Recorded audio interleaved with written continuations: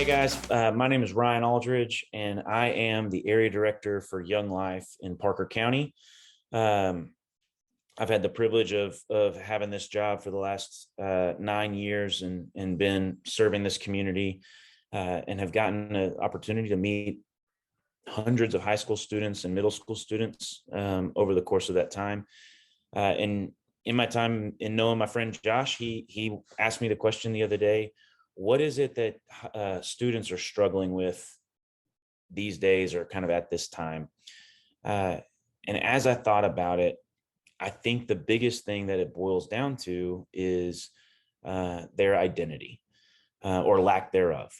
I think a lot of students increasingly have become more and more pack decision makers versus being individualized and how they think or how they make their choices.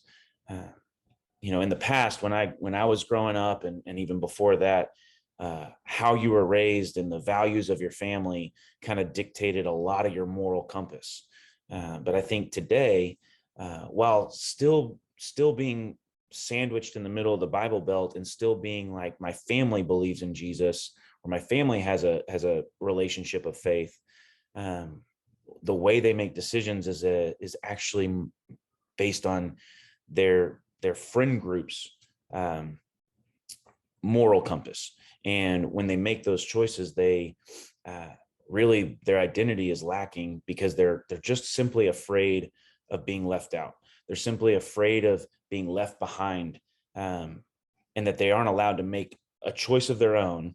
They must go with the group, because otherwise that group is just going to continue on and leave them sitting there by themselves, or without, or lonely. And when you have a combination of, you don't know who you are or what you stand for, and a fear of being left alone in the most social primed time of your life, you tend to, I have found that kids tend to seek the safety, and unfortunately, that safety net also comes with a lack of, or a dying moral compass, where kids now are more and more comfortable with sin.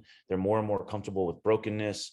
Our country, our culture is more and more okay with things that would have been super offensive in the 80s and the 90s. TV shows are normalizing evil, and kids are that's shaping the way kids make choices. And so what I have found is as a Young Life leader and as a Young Life staff person, we train our volunteers and we invite the people of our community to step into their lives, because the first thing that a kid wants to know is, do you care about them authentically? Do you care about them not just intentionally, but authentically? Are you willing to step in and say, how is your day going? Not because I want to invite you to something or get you plugged into something or get you changed in a certain way, but rather to step in and say, hey, like, how is it going? Because you matter, and your heart matters. I think that kids these days, they need to know, and they don't have a trust that they can be loved for who they are. They have to be loved for who people need them to be.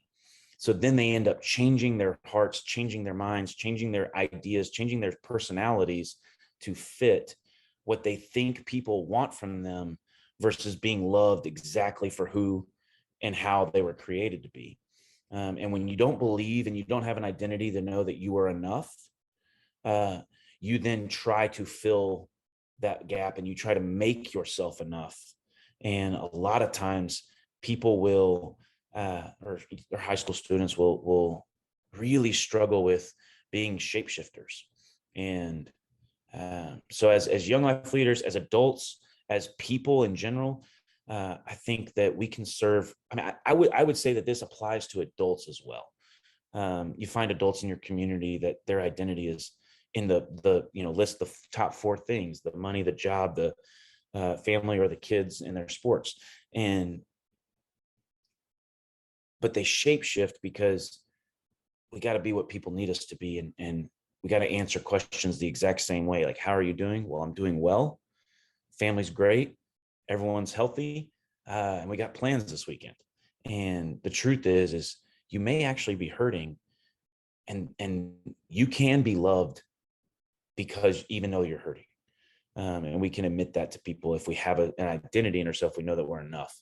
But when we don't, we struggle to hide that because we want to prove to folks that we are enough. And I think it goes both ways for both high school students and adults. So if you're looking for somewhere to do something to do, it doesn't have to be an organization that you plug into. It just has to be authentic, and just pick somebody in your life and show up and say, I really do want to hear about what's going on. And also, I'm not going to run away when you share something that is a little bit ugly.